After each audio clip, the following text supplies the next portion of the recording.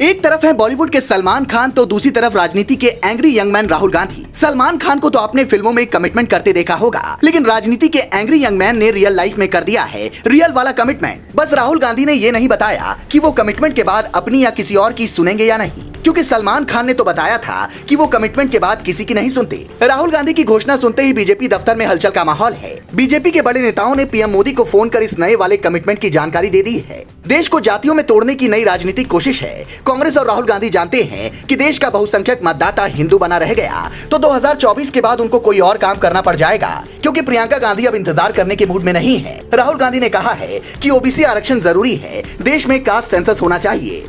लोकसभा में रिप्रेजेंटेशन का क्या लेना देना है? मैं कह रहा हूं कि बजट डिसीजन जो लेते हैं, जो बजट को ऑफिसर्स हैं, जो बजट को कंट्रोल करते हैं, 5% ओबीसी निर्णय ले रहे हैं। और मैंने सिर्फ यह सवाल पूछा, क्या हिंदुस्तान में ओबीसी की आबादी 5% है? यह मैं जानना चाहता हूं।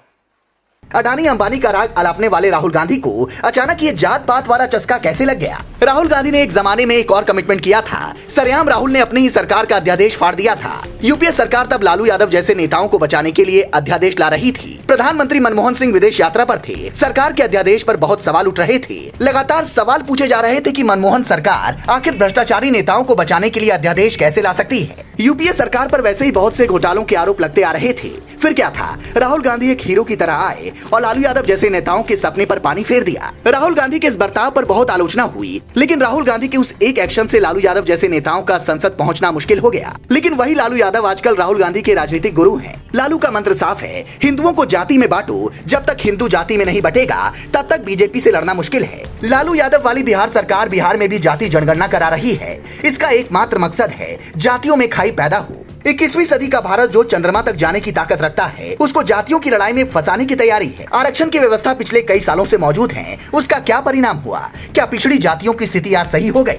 लालू यादव की राजनीति लौंडा डांस, मटन, भैंस और चरवाहा विद्यालय से आगे कभी नहीं गई है। 90 के दौर में जब देश के अलग अलग राज्यों में आईटी पार्क खुल रहे थे, तब बिहार में चरवाहा विद्यालय खोले जा रहे थे। आज जब देश स्टार्टअप और मेक इन इंडिया में लगा है, तब बिहार में लालू यादव जात गिनवा रहे हैं। लालू यादव जो बिहार में कर रहे हैं और करते आए हैं, उससे आज बिहार कहाँ है?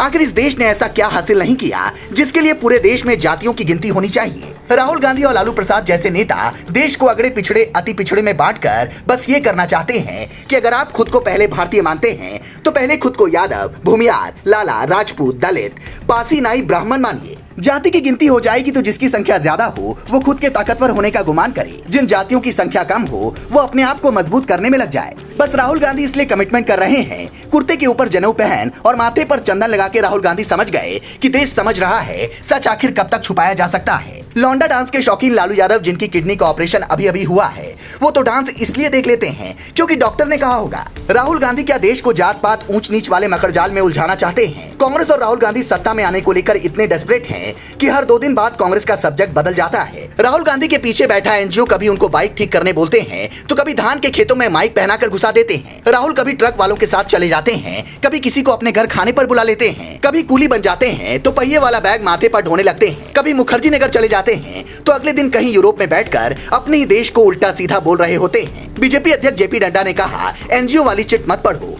मैं बार बार बोलता हूं, लीडर को लीडर बनना पड़ेगा, ट्यूटर से नहीं चलता काम। ये ट्यूटर्ड स्टेटमेंट से नहीं चलता है काम, और वह भी ट्यूटर अगर कोई लीडर हो तो भी समझ में आता है। ये एनजीओ को लेकर के आ जाते हो, जिन एनजीओ को जिनको आता न पता न सता, कोई चीज जानकारी नहीं, वो आपको समझाते हैं और आप बोल करके सोचो I was shocked and shattered and shocked.